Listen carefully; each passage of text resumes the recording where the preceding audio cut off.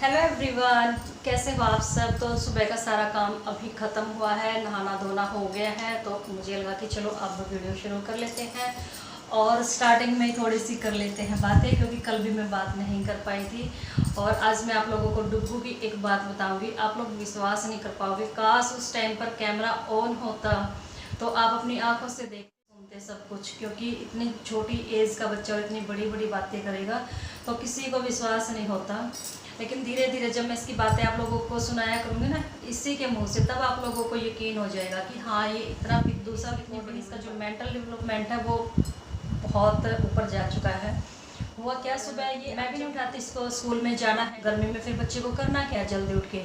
तो आज ये वॉशरूम करने के लिए उठा और वॉशरूम करने के बाद बेड पे सोने के लिए चढ़ा। तो जैसे ही बेड पे चढ़ा और कंबल लिया और इसको आवाज़ आई बाहर एक गाड़ी की, और गाड़ी किस चीज़ की थी, जो ये कूड़ा उठाने वाले आते हैं। तो इसको जो आवाज़ है इसको लगा ना लगा वो मैं बाद में बताऊंगी। जो इसने रिएक्ट किया वो मैं बताती हूँ। ये फटाक से खड़ा हो गया और बालों में ऐसे हाथ मार के और बोला सब कुछ ठीक हो गया, लॉकडाउन खुल गया।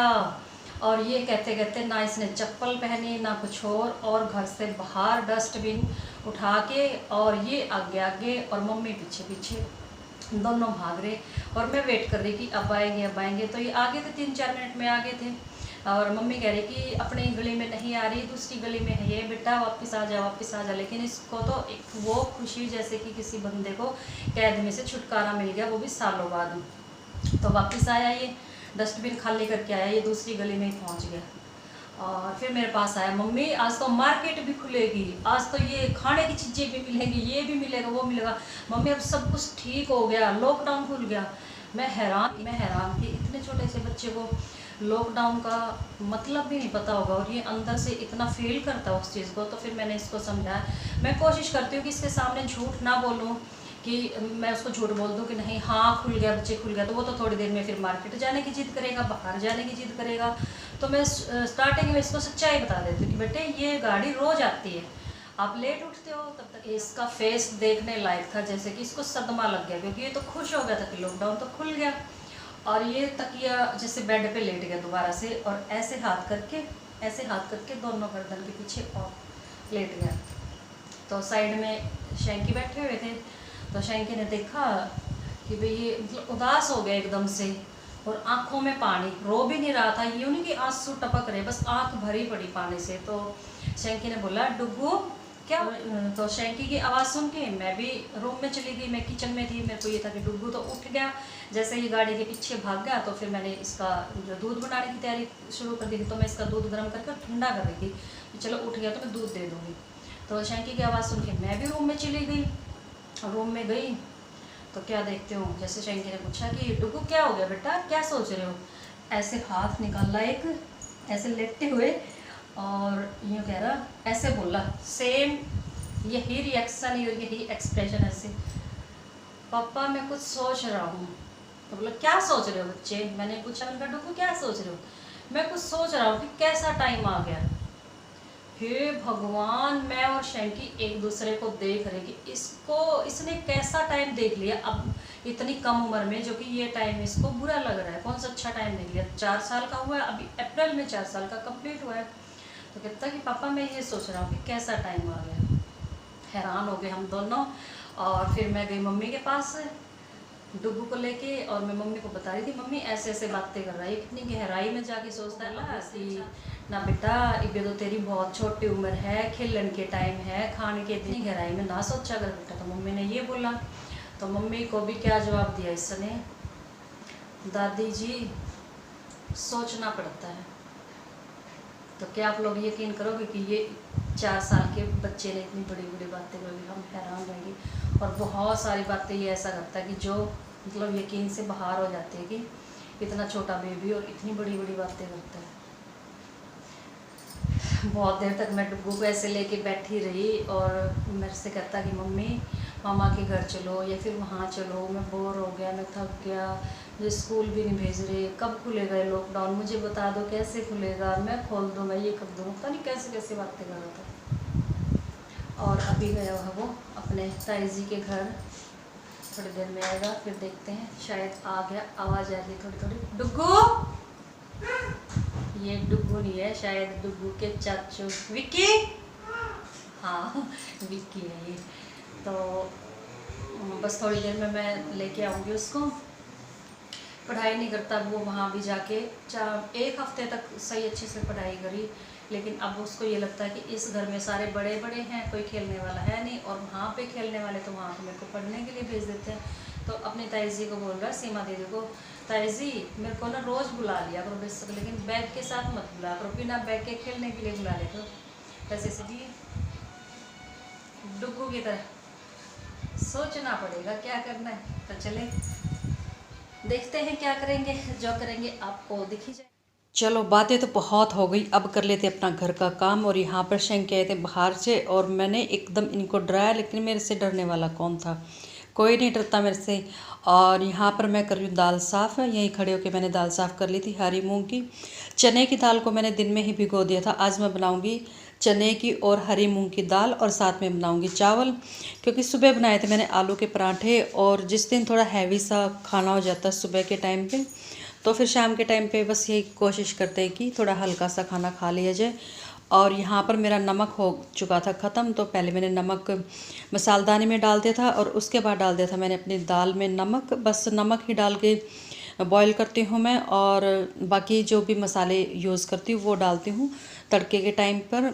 और चावल मैंने साफ़ करके और भिगो के रख दिए थे, और अभी मेरा आटा पिस चुका था, तो बस थोड़ा बहुत जो आटा गिरा था वो उसको मैं झाड़ू से साफ़ करके और बाहर गाय को डालाऊंगी। और चक्की को कर दिया था, सॉरी चक्की को आज मैंने क्लीन नहीं किया था, क्योंकि काफ़ी लेट हो चुकी थी मैं, 8:30 पौने 9 के आसपास का टाइम था ये। तो बस मुझे लगा कि चलो नेक्स्ट टाइम कर देंगे, जब भी नेक्स्ट टाइम आटा पीसेंगे। और दाल हो चुकी है बॉयल, और अब बारी आ जाती है तड़का लगाने की। तो तड़का लगाने की तैयारी कर लेते हैं। कढ़ाई में तेल डाल देंगे, और थोड़ा सा जीरा क्रश करके तब यूज़ करेंगे, लेकिन उससे पहले डालूंगी मैं हींग, और उसके बाद जीरा। और बस वही टमाटर डाल दूंगी जो कि पेस्ट करके रेडी कर रखे हैं, टमाटर और हरी मिर्च का जो पेस्ट। और आज मैंने थोड़े से करी पत्ता भी यूज़ किए थे। करी पत्ते से के डालने से टेस्ट बहुत अच्छा आता है, दाल हो या कड़ी हो, काफ़ी अच्छा टेस्ट आता है करी पत्ता डालने से। और अभी वही मेरे मसाले, हल्दी और नमक मैंने पहले डाल दिया था, जीरा पाउडर, धनिया पाउडर और थोड़ा सा गरम मसाला, और सारे मसाले ऐड करके उसके बाद अच्छे से 2-3 मिनट से कम 2-3 मिनट तो ज़रूर पकाती हूँ मैं, ज़्यादा बेशक टाइम लग। और फ्लेम को कभी स्लो तो कभी मीडियम कभी हाई, ये सब कुछ करती रहती हूँ। जब मुझे लगता है कि अब कढ़ाई ठंडी हो गई तो थोड़ा हाई कर दिया, जब लगता है कि ज़्यादा आँच हो गई तो थोड़ा सा फ्लेम को कम कर दिया। तो दाल बन चुकी थी, और कुकर को मैंने साफ़ कर दिया था क्योंकि मुझे चावल बनाने थे इसी में। लेकिन साइड में ये शैंकी ने रख रखी है, क्या बोलते हैं इसको, अग्नि बनाने के लिए, मतलब भोग लगाया जाता है हर मंडे और सैटरडे को। तो बस दाल बनने के बाद मैंने कुकर को रख दिया था, और यहाँ पर मैं बनाऊंगी जीरा राइस।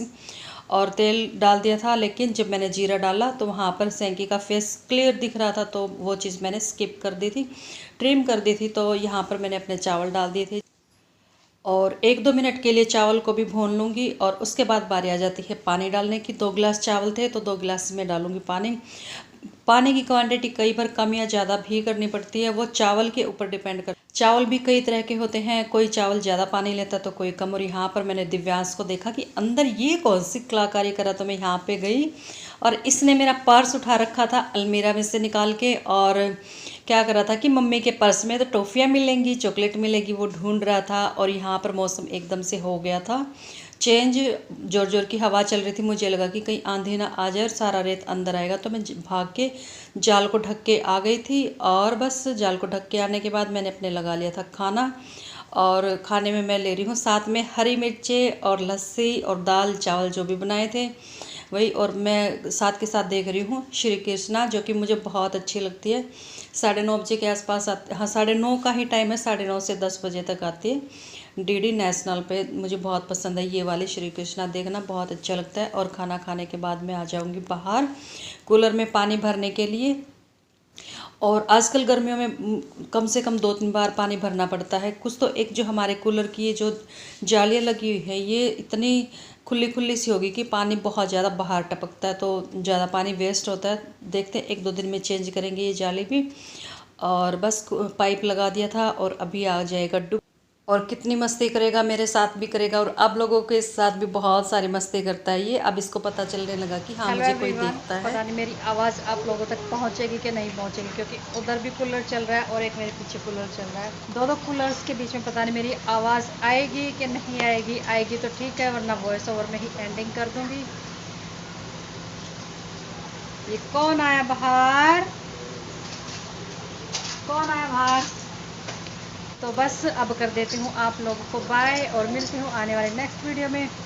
वीडियो को लाइक कर देना, चैनल को सब्सक्राइब कर देना और मुझे कमेंट करके ज़रूर बताना कि वीडियो कैसा लगा। मिलते हैं आने वाली नेक्स्ट और सिंपल वीडियो में। और ये देखो नंगू पुंगू घूम रहा है, निकाली होगी ना पैंट सुसु करने के लिए, तो पहन के नहीं आया। दिखा दो आपको ऐसे नंगा घूमते हुए, ऐसे आंखें निकाल रहा है। देखो देखो डुगू को, डुगू को देखो, डुगू क्या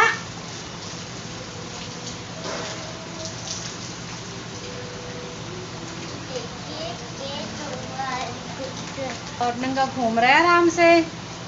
बाय कर दो सबको। ऐसे नहीं करते, इधर आओ देखो।